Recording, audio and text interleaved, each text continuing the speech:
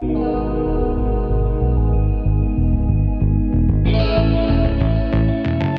way to frame that, getting attention versus trust. I think that in so many ways, and I've lived this myself, both in and out of politics, is you kind of come into something with a certain idea of what you want the outcome to be. Obviously, you've got a goal or an objective or an outcome. But many times along the way, certainly in times where the outcome has not been what I had planned for, and there's been something else that has come through that was definitely unexpected, but an incredible opportunity. And so, I do my very best to focus on how I can, this is in my life, how I can best serve, how I can best make that positive impact without necessarily being attached to the outcome, because so often really the outcome is out of our control for many reasons.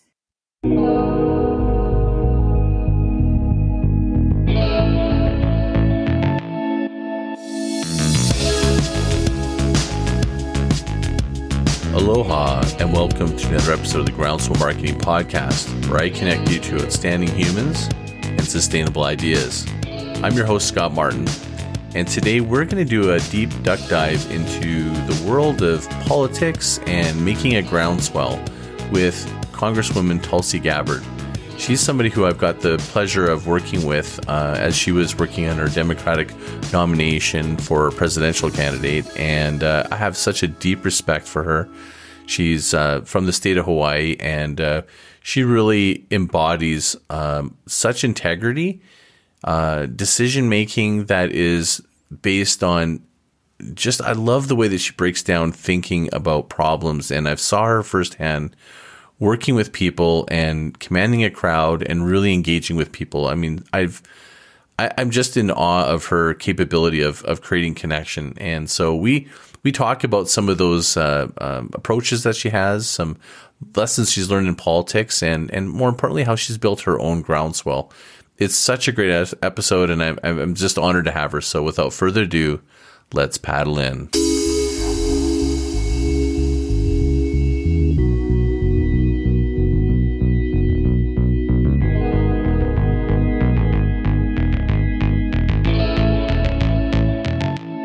Welcome to another episode of the Groundswell Marketing Podcast. We're doing a duck dive, deep dive with Tulsi Gabbard. Welcome to the show. Aloha, Scott. This is Aloha. Been a long time in the making. It's great to talk. I know. So I know that you've had you've been nonstop busy, and anyone that knows about you, I want to make it clear from the get-go. This is not a political discussion we're having today. We're totally talking about how and some of the stories and history and stuff that Tulsi has gone through in her journey to her political career, and how it can be applied to business and lessons to learn to, impact the world in a positive way. So I have a question for you right away, Tulsi. Mm-hmm. And that is, when I first saw you speaking, when we were working together, and you opened your talks with Aloha. Yeah. And I opened my podcast, Aloha, and I started my podcast long before you and I connected. And you have such a great intro of explaining why you start with Aloha. Can you share that with us? Yes. And thank you, Scott, for allowing us to start our conversation on this, because, as you talk about how do we apply the different things that I've learned on this political path in business and really, frankly, in life, all of it comes back to people. And what Aloha means, contrary to popular belief, for folks who might come and visit Hawaii for a few days, they see Aloha everywhere. We greet each other with Aloha. It does not mean hello or goodbye. The reason that we greet each other with this very powerful word is because at its core, what Aloha means is I come to you with respect. And I come to you with an open heart and with love and a recognition that we're all connected, that we are brothers and sisters, we're family, we're children of God.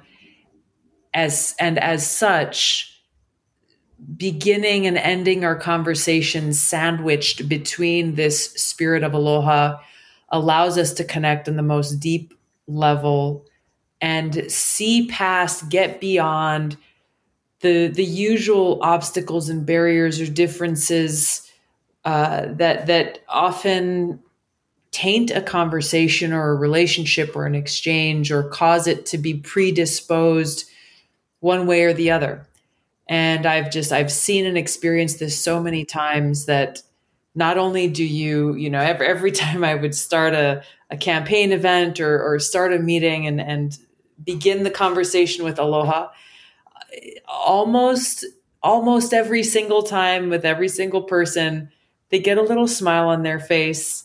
You can see the shoulders relax, and immediately we're transported to a more positive place to have a real constructive exchange and conversation. And that is the power of aloha. And that is the one of our elders in Hawaii once talked about how aloha has the power to bring peace and to change the world, and that the world will come to Hawaii to seek that answer. And that answer is aloha. I love that. And I'm smiling ear to ear as you're saying that. And I even recognized when you did that, when you were talking to the crowd, when we followed you around on a portion of your tour there, and I could just see people just sort of like, there was like, almost like after you started explaining it, there was like an air of like a collective sort of sigh. And then you just kind of like took a breath and then just started talking. And it just set this really calm tone. Yeah. And I think that is, to me, my experience with something that I think is really translatable to business, especially now with COVID, the lessons of seeing how you build your groundswell, your movement. To me, I look at what's going on with COVID now, and businesses and people struggling with trying to, I guess, build their business, starting with this aloha, this way of thinking, I think is really something I was already thinking about before, but now more than ever, I think it's like the time has come. And so my question, to you is to maybe share a little bit about, you're somebody that was an underdog, considered an underdog, I should say, and you've been building your journey, your political journey. And I saw you really build a great groundswell, just people who are really supportive. And I saw tons of people that weren't sure about you and they converted. Mm-hmm. What do you think is the reason, outside of your message and delivering truth and the things that you did, but your platform was very different? What do you think you could convey to people as they're thinking about their lives, how they could kind of adopt some of the things that you really learned that really worked, that were meaningful? Scott, it really does. It does come back to aloha, and it comes down to respect. That when you are welcoming and treating others with respect in any kind of setting or conversation, you'll get a kind of openness that may not have been there or may not be there otherwise. And this is not only within the context of, okay, well, I'm going to start every meeting with aloha and that'll be good enough. No, it's about, where your heart and your mindset is based in yourself, how you are grounded in what your motives are. Is this just about making a deal at any and all costs? Or is this about actually seeing how you can come to a mutually beneficial agreement, seeing how you can maybe work with others and partner in, whether it's business or in a nonprofit or any organization, to have a positive impact on those around you, have a positive impact on your employees, have a positive impact on the mission that you have. I think that is integral to this, because that then extends to the kind of language that you use, the kind of both verbal and body language that you use, which then precipitates a certain kind of response from those around you, whether they may be potential partners or potential clients or customers or your team itself. having experienced this over and over again and drawing inspiration from it myself, where people who really probably would not have been supportive of my candidacy or thought that they would have no possible thing that they could find common ground with me on. We'd often walk away as friends and finding, hey, we actually have a lot more in common than we may have realized. And frankly, I think this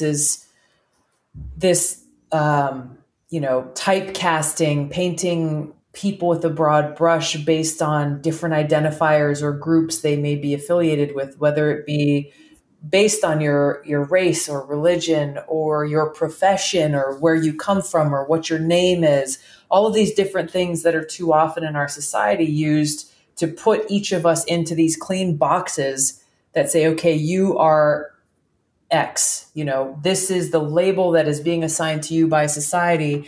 And now society is going to judge you because of that label and transfer, an experience they may have had, whether, let's say, it's because of a religion or because of a race or because of a profession. I had a terrible experience with someone who was in your group, so you must be like them.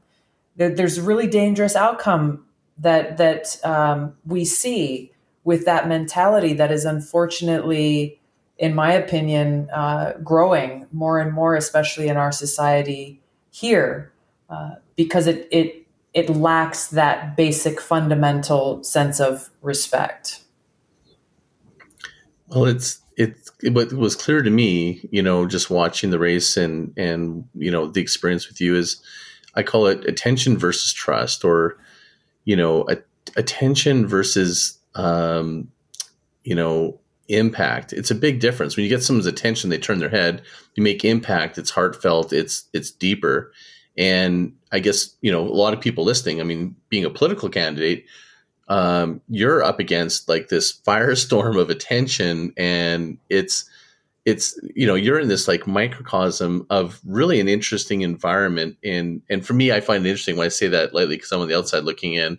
It's like, I see this as being a really interesting experiment in terms of what really works long-term versus short-term. And unfortunately, it feels to me attention wins in political, but long-term movement or impact works.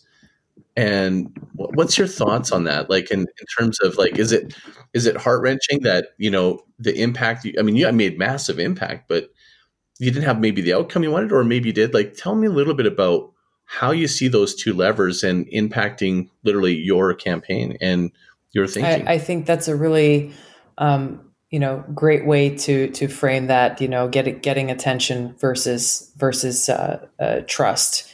I think that in so many ways, and I've lived this myself, both in and out of politics, is, you kind of come into something with a certain idea of what you want the outcome to be. Obviously, you've got a goal or an objective or an outcome.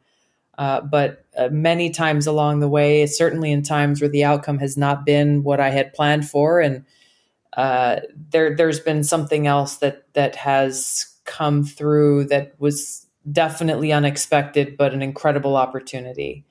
And so, I do my very best to focus on how I can, this is in my life, how I can best serve, how I can best make that positive impact without necessarily being attached to the outcome, because so often really the outcome is out of our control for many reasons. And, this is something that for me is rooted in teachings from Lord Krishna to Arjuna in the Vedic scripture, the Bhagavad Gita, where Krishna very directly talks about dedicating our actions through the process, the practice of karma yoga, which is, using your skills and your actions and your talents in the service of others, in the service of God, and that is all you need, because the outcome may go one way or the other way, but it's really not the outcome that defines success. It is the motivation that's in your heart and the fact that you are doing your best. It might seem small in some people's eyes, or it might seem big in other people's eyes, but it really is what is in each of our individual hearts that really matters the most.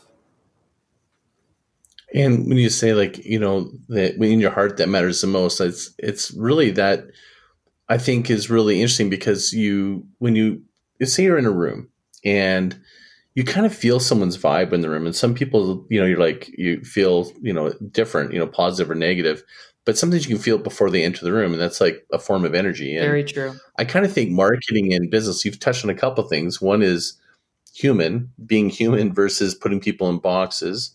It seems like you're talking a lot about having your heart in it and from the right place to start with. These to me, I think, are this new, I believe, potentially beautiful state of marketing. I have, shifting away from, interruptive, attention getting, and making meaningful connections and making it more human. I mean, I like to believe that at some point, I believe we could turn a corner, and because people are going to be fed up with, fake news and things that aren't real, and they're going to be striving for things that are meaningful, built on respect, like you say, and human connection. What is your sort of take? Do you feel that we're still moving in the wrong direction, or are we going to be turning a corner, or is what I'm saying sort of resonating? Because this is where I believe my book, anyways, that I'm writing, this is how you build a groundswell and build a legitimately sustainable business. Yeah, I am by no means an expert on marketing and branding and such things. So but you're an expert on movements and this stuff. Well, no question. I love people. I love people, and yeah. Well, that's really. I think that when I look at what's going on social media and what people are responding to. I think there's such a hunger for realness and what they say, quote unquote, authenticity. Just be real, just be you, and don't try to pretend to be somebody else or something that you're not. And that's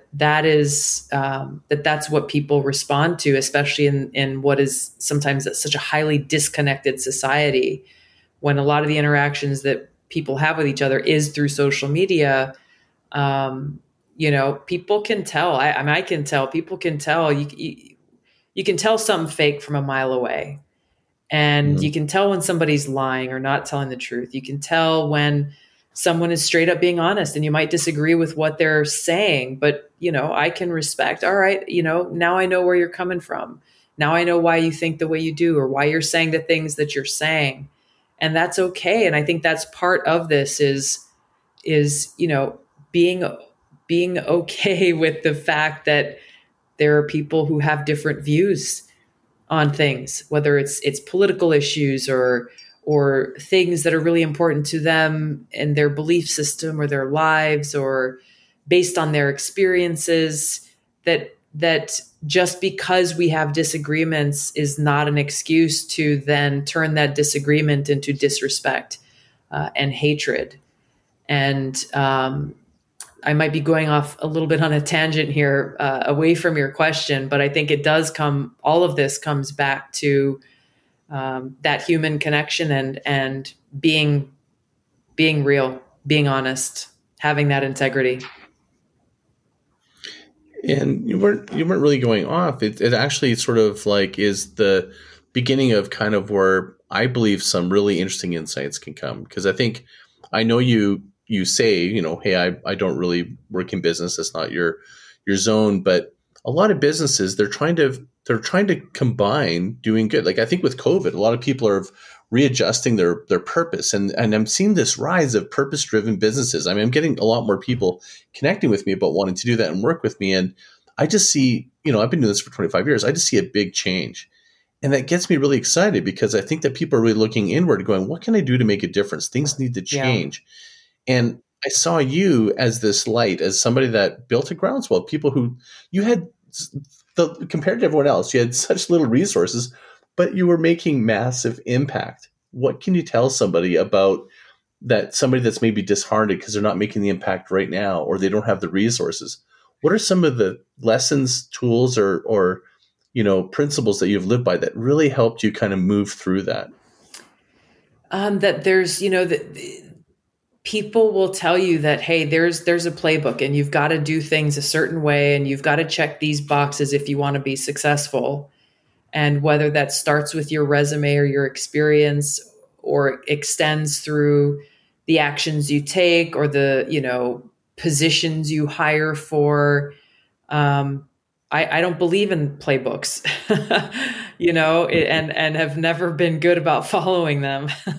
And that allowed me to take, the very, very limited resources that we had and really just look at, all right, how do we maximize? I know what we need to do. We need to reach people. We need to connect with people. I need to let them know who I am and why I'm asking for their trust and their vote, and dedicate those resources in a way that can maximize that impact. And, there are critics saying, well, why don't you have 1,000 people on your payroll? Well, I don't need 1,000 people. I have the people I need and we're executing what we need to execute. And so I think being okay with, not conforming to kind of the cookie cutter expectation is really, really important, no matter the venture that you're pursuing, but even for your own life. I've always struggled with, back when I was graduating from high school and thinking about what I wanted to do. And these people say, oh, what's your 5-year plan? What do you want to do when you quote unquote grow up? And I didn't ever really have a great answer for that, or an answer at all, really, because, I wasn't, I just, there was so much that I wanted to do. And for me, it was, I realized from a young age that I wanted to pursue a path of service. And there are so many different ways to do that. And I was excited about a lot of those different ways, but was not in any way thinking, okay, first I've got to go get this degree, then I've got to work in this job for 10 years, and then do this for another 10 years in order to accomplish X, Y, or Z. And instead just remained flexible to be able to either seize on opportunities as they arose or to create them. And really the first major decision point that I had was to take a break from my higher education and to run for the State House of Representatives in Hawaii in 2002. I was 21 years old. I didn't have a bachelor's degree. And a lot of people were saying, my gosh, you're crazy. You're too young. What do you think you're doing? But I was deeply committed in my desire to serve my community and to make sure that their voices and their needs, their voices were heard and their needs were met in our state house. And so my life took a pretty big detour down a path that I was highly uncomfortable with and completely untrained for, had no speech classes or debate training or anything at all to get into politics. The thing that I had was a passion for service. And I ended up winning that race and being able to do my best to serve my community. And that's kind of the mindset that I have had and continue to have in my life, is not attached to one specific title or outcome or position, but instead knowing what I want to accomplish with my life and being able to flex and move around and think outside the box in different ways on how to get there. Incredible. There's lots of things to unpack there. Yeah. Being resourceful, tenacious, swimming in your own lane, catching a wave, whatever it is. There's lots of great examples that I saw. The one thing that really struck me was your resilience. I remember when I first met you, it was getting a little bit hairy because you were they weren't allowing you on the stage. There was all this rigmarole around the Democratic Party, and it was like headwinds everywhere. Like everywhere we tried to make a difference to move the needle, it was like difficult, but you kept on moving through. And you had been the third last candidate. Like, how? I mean, I marvel at your tenacity. Like, what got you there? once again, I've got a military background. I'm 17 years in serving in the Army Reserves, and it comes down to mission focus. That my commitment is not to the pundits on television, is not to the politicians. My desire to serve is to serve the people of our country, and I wanted to make sure that I did my very best to make sure that they had a clear choice, to make sure that voters are able to make informed decisions. And, I do my best to make my decisions based on what's right, not based on what is politically expedient. And sometimes that's turned out to be counter to the political norms and left people scratching their heads. But by staying, I have known then and know now still that by staying focused on that mission of service and who I'm serving, the people, that it allows you to be quite free and in making decisions and executing your plan, my plan. Someone that's listening, they hear this, and they also, some people might think like, well, how, sure, I can stick it out, but how do I ever get against this attention, the fake news, there's so many underdogs that are trying to do great things, and there's all these things that they're up against, and the conventional or things that it seems like, what is it? A bad piece of news travels around the world before, the truth is like across the street or something. Yeah. I can't remember what the quote is, but and you're up against these untruths, and or businesses that are doing, like in the case of the politics, it seems that who has the most money wins and influence. And how can there ever be change when it's always based on that? And I think that the antidote is what you are building, which is Groundswell. Yeah. And you're not done. I'm pretty sure. My guess is that your Groundswell still building. Tell me a little bit about what you think about that, because that's got to bring people, to their knees, not thinking that they're just never going to be able to get ahead in any which way. I think that the real opportunity that applies across all different sectors, it is a challenge, but it is also an opportunity. It is being able to go directly to people and to really build that kind of grassroots momentum. And, if you're a local business and you're trying to start your business and you're up against someone who's, a much bigger competitor with a lot more money, then that just means you've got to be a lot more creative in how you're reaching out to your customer base, how you're generating positive buzz, how you're bringing the kind of attention and information that you want out there to the forefront.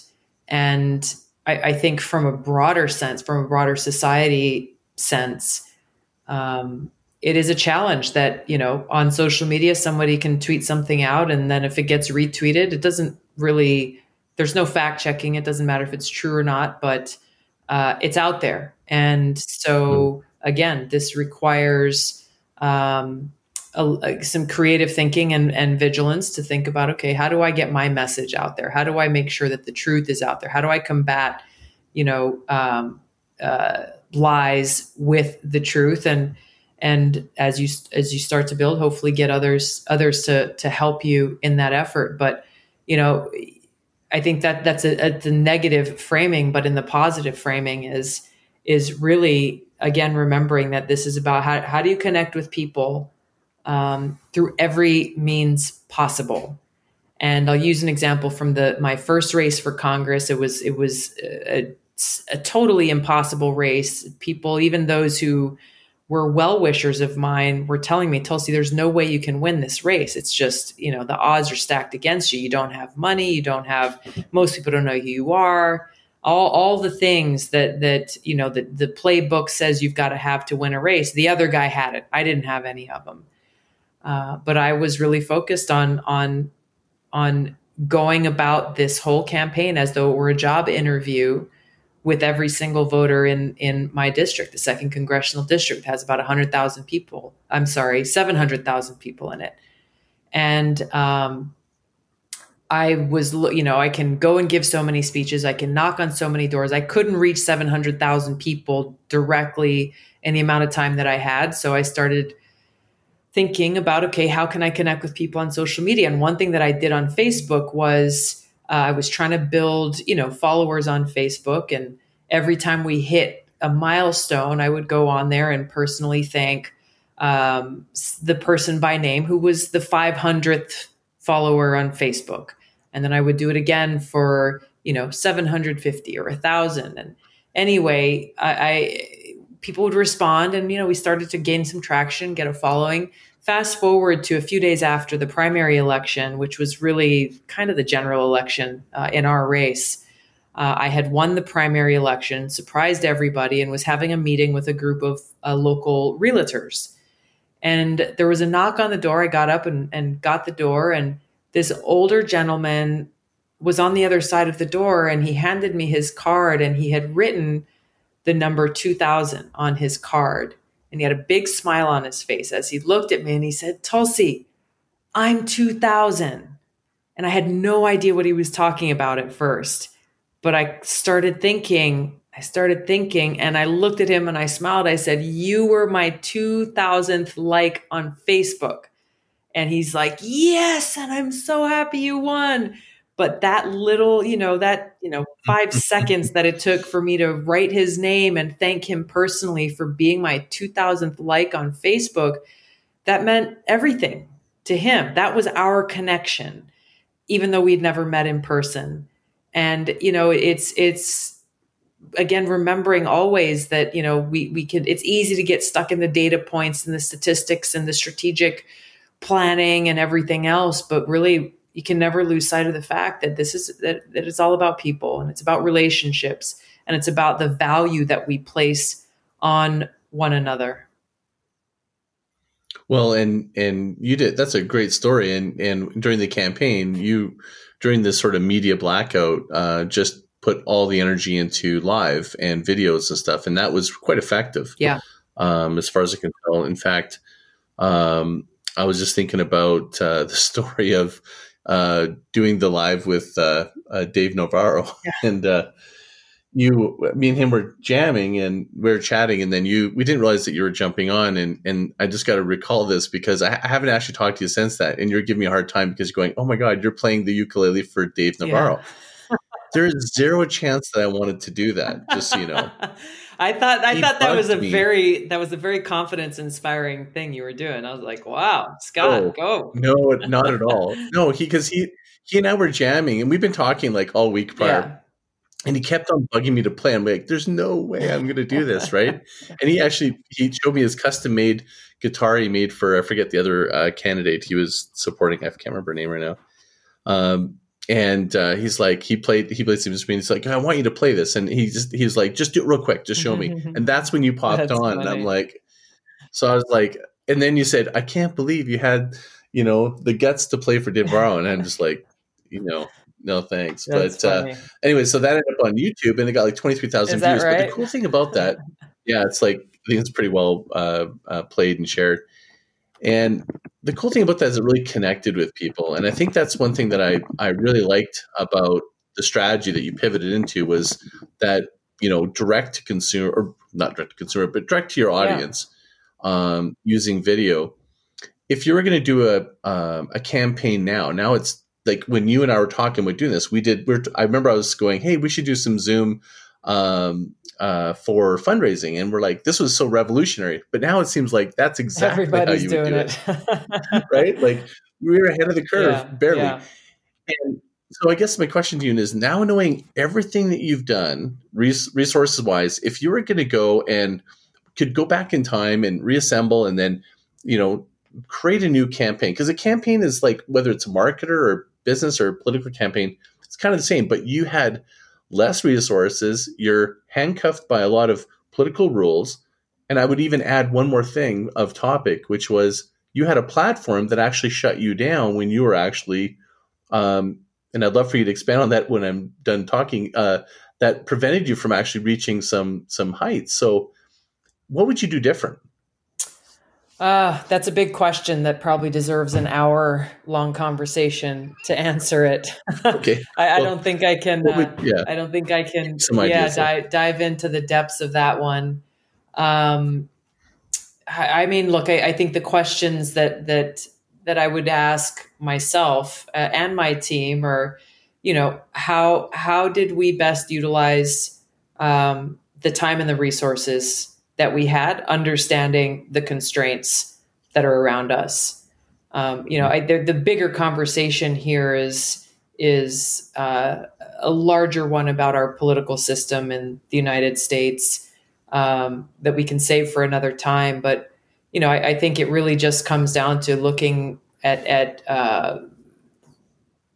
our operation phase by phase as we, the preparation phase, the launch phase.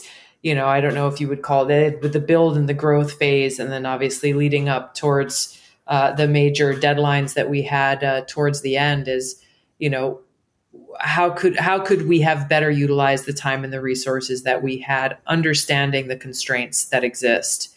And this is where I'm really, I lean a lot on my military training and the decision-making process that exists in the military, the planning process that really allows you to step back and take an objective and analytical view, always understanding and knowing that you've got to have a very clear objective in order to accomplish it, and to build out a plan that you'll be able to follow and stick to without getting too distracted by all of the different things that are coming at you, not only every single day, but multiple times a day.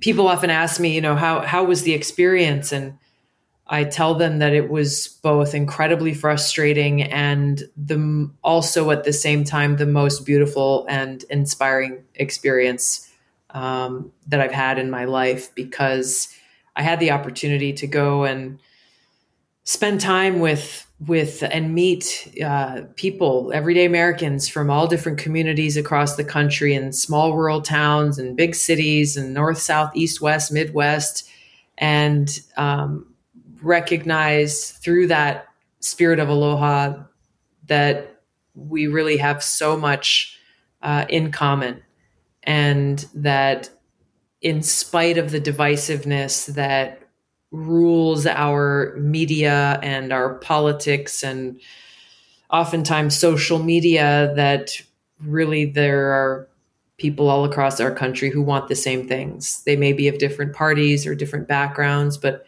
they want a good life for their families. They want to be safe in their homes and their communities, and a bright future for their kids, and that in their time of need that they will be able to get the healthcare or the support necessary. And my hope is that the conversations that we inspired throughout our campaign are conversations that we can continue to inspire throughout the country, and really throughout the world for that matter, because it's only through those exchanges that we can increase understanding and be able to make progress past a lot of the obstacles and the problems and the challenges that we face.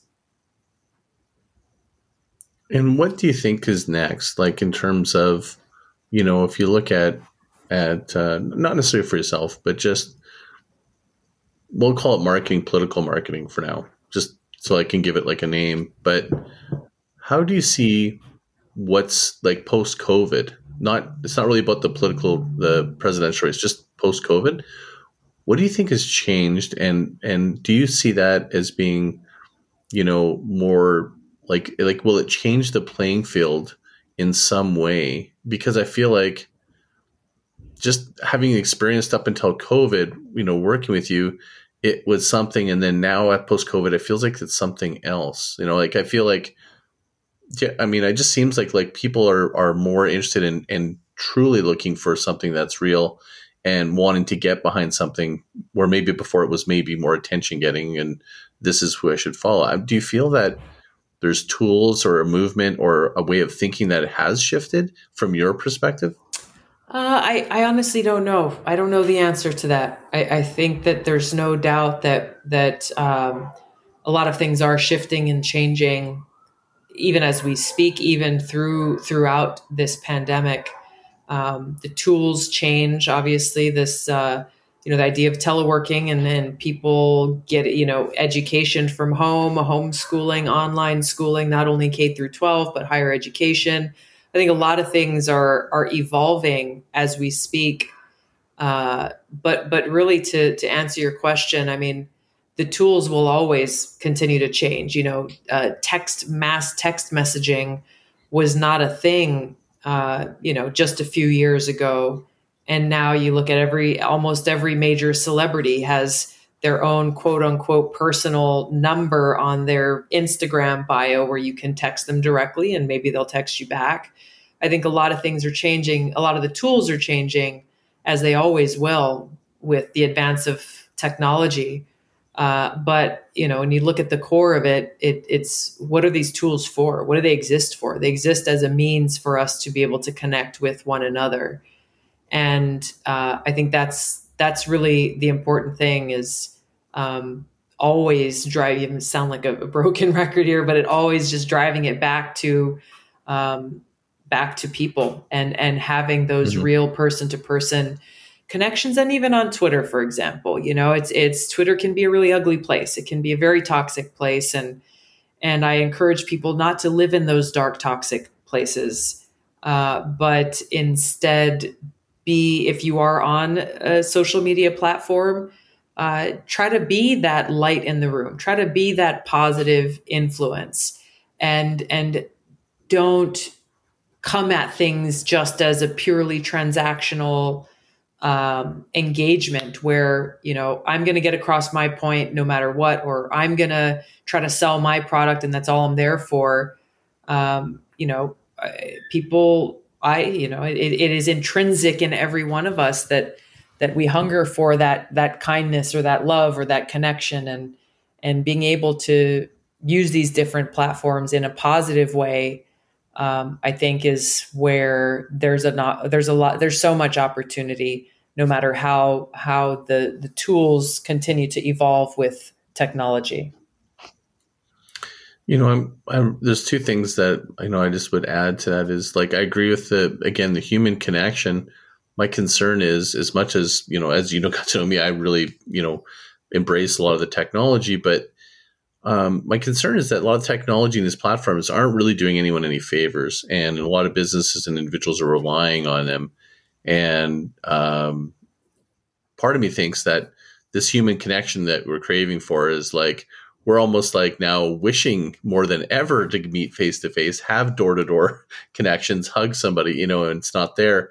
And there's a more further. The longer this goes, there's a bigger chasm. I'm just wondering if there's almost maybe going to be like a COVID rebellion against technology at some point. I doubt it, but I'm just sort of fantasizing about that, because I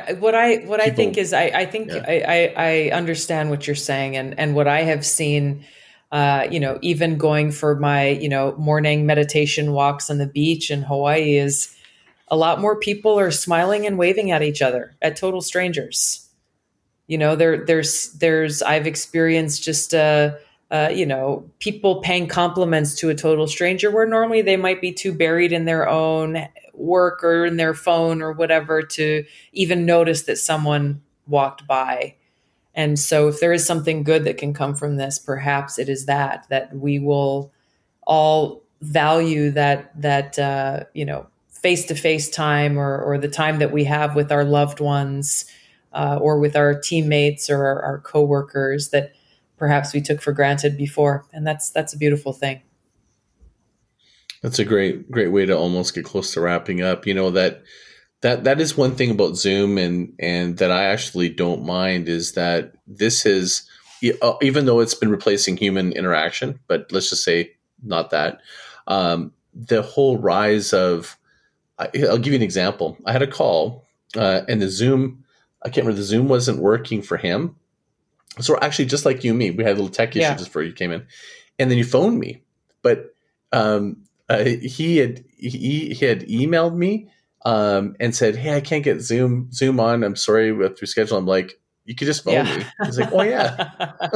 So it's sort of funny how at one time something seems so ancient in a moment, and we kind of forget there's these different tools. But I don't really know what I'm going to say with it. But it was because I think now with seeing, like, even you and I could have maybe even done this with Zoom, so I could see your face, and that's going to be one of the switches I'm going to do for my own podcast, because I feel that creates more context.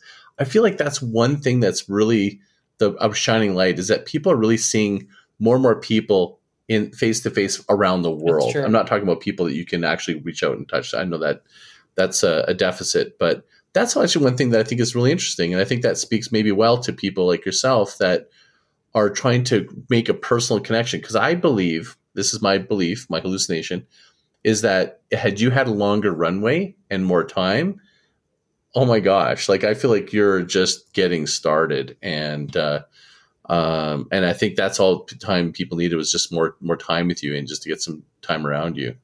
Yeah, it's well, first of all, on the phone thing, I think there's a bit of a culture thing as well with that, because instead of saying like, and I find this with people that I work with, like, hey, did so and so get back to us, and be like, oh no, we haven't heard back yet. I pinged them again. I'll ping them again. It's like, okay, time goes on. No, haven't heard back yet. I'll ping them again. Have you called? No, of course I haven't called. Like, it's just funny how as things have.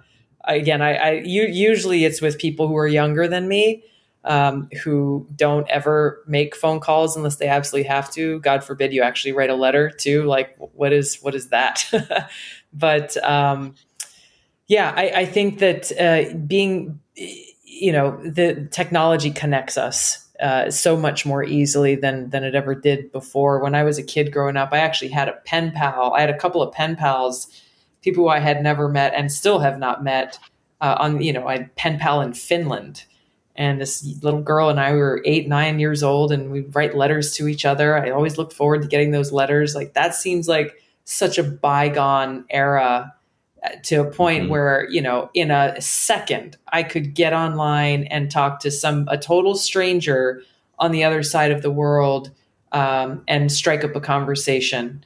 And it's a pretty cool thing. Again, it's a tool. It's a neutral thing. It all depends on how we use it. And if we're able to harness that technology and energy in a positive way, then we can make that positive impact in whatever our venture or work or service may be. Fantastic. And so maybe my last question is, you surf as well. We both do. And the title of my book, my podcast, is Groundswell, and it's really highlighting how anybody can sustainably create growth and a movement. What would be your definition of a groundswell? And feel free to intertwine, the wave groundswell, whatever. But I believe that you were leading a groundswell. Could you maybe just, like, in your own words, say what you think that means to you? Well, you use the kind of analogy of surfing, and for any of the surfers out there, or maybe for the non-surfers who don't know, is you're sitting out there in the lineup. Usually a wave doesn't just come up and catch you by surprise. It starts with a tiny little bump that, if you're watching and paying attention, you can see farther out on the horizon. And you can tell the better surfers, the ones who know the spots well and they know where to go, they see that bump before anybody else. And they position themselves to be in the perfect spot to take off on the peak of that wave. But it turns from that little bump and slowly grows and grows and grows into a beautiful wave that you can ride. And, there are things that I've experienced in my life, and maybe I'm sure you have as well, things that may seem impossible or insurmountable, even to yourself, but maybe even to others. But, by understanding and knowing the potential and staying focused on that mission and your motivation, then you can see how that small bump can turn into this amazing and beautiful wave that you can ride. Amazing. That was, really well said. And, I think we'll just end it with that. And is there anything else you want to share before we wrap up? Any sort of closing thoughts? No, it's great to talk to you and reconnect with you, Scott. And I think the thing that's on my mind and my heart is just, there's a lot of people who are hungry for solutions, who are hungry for change, who are hungry for healing. Every one of us has the opportunity to be that spark for positive change. And, it's something that I do my best to do every day and encourage others to do the same, is, just think about how you can make that positive impact, whether it's for one other person, if that person's in your family or a total stranger, it doesn't matter. Make those conscious choices on a daily basis, both to express that kindness, that aloha, that respect, and also to practice gratitude.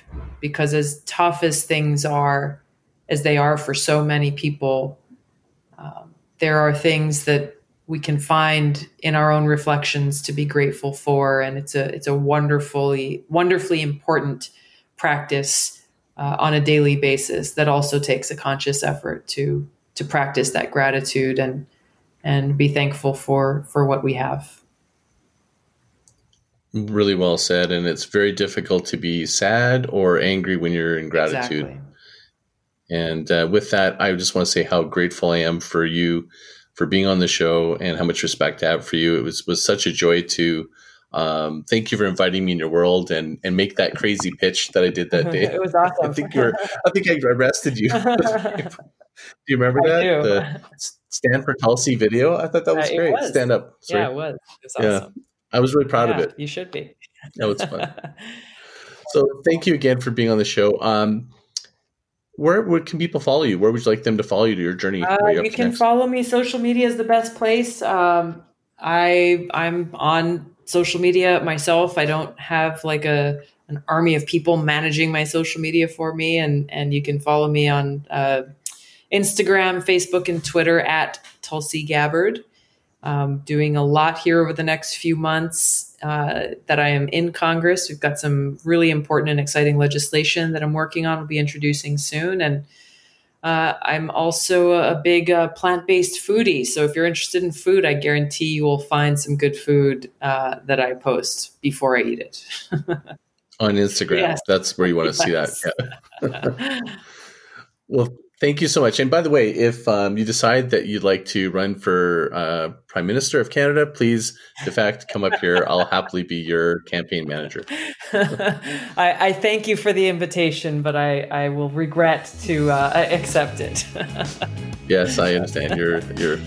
You're all in down south. So, yeah. Thank you, everyone, for listening. This was just a really great episode of the Groundswell Marketing Podcast. Probably different than most of the ones, but again, as usual, give me your comments. Go into groundswell.fm, talking to the microphone there, give me your feedback, give me your thoughts, and I'd love to hear from you. And until next time, mahalo. Mahalo.